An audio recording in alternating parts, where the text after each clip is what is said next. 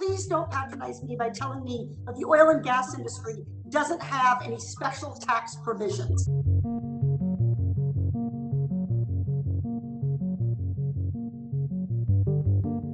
How much of intangible drilling costs they're estimated to be between 60 to 90% of the cost of drilling.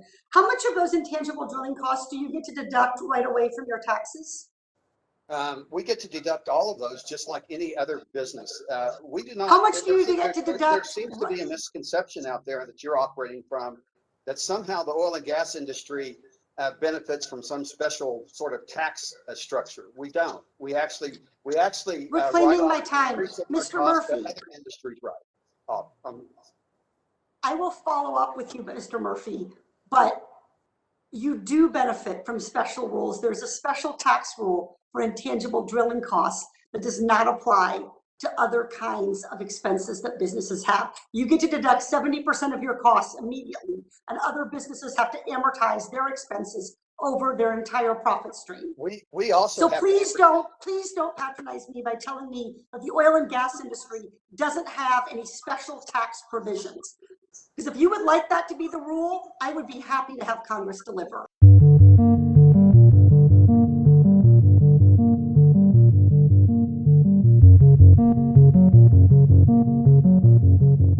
We need to shine a light on the way that the fossil fuel industry is attempting to say one thing to the American people and yet do another. We all have a role to play to make sure those fossil fuel companies are acting in our collective best interest to protect our planet.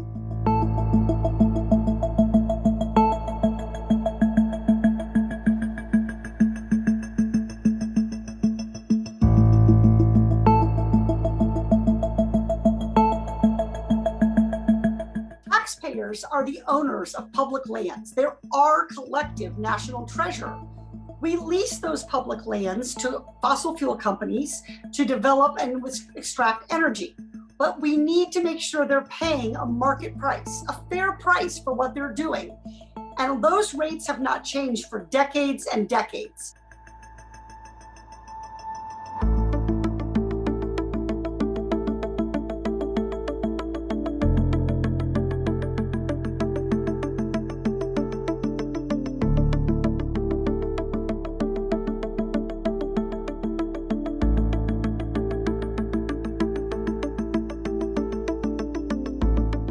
The fossil fuel industry is one of the most powerful players in shaping Washington politics to their liking. They spend $83 million a year lobbying, and they've been able to get a very sweet deal for themselves at the cost of our planet.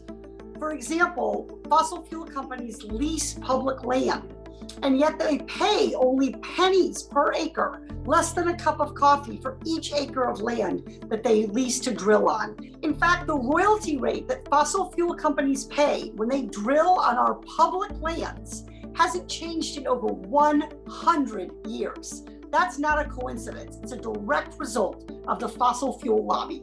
It's long past time to change these rates. They should pay their fair share.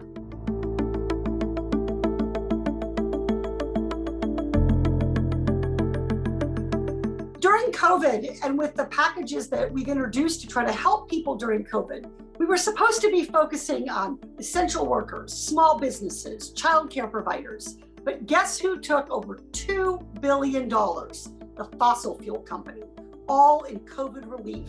During this pandemic, despite taking over $2 billion in taxpayer money for COVID relief, the fossil fuel companies laid off over 100,000 workers. So even as they were contributing to worsening unemployment, they were taking government money that was supposed to be used to keep people employed. We need to be asking these fossil fuel executives to explain why the government should be giving them tax breaks and help, even as they are some of the most profitable companies in this country, and pay their executives millions and millions of dollars each year.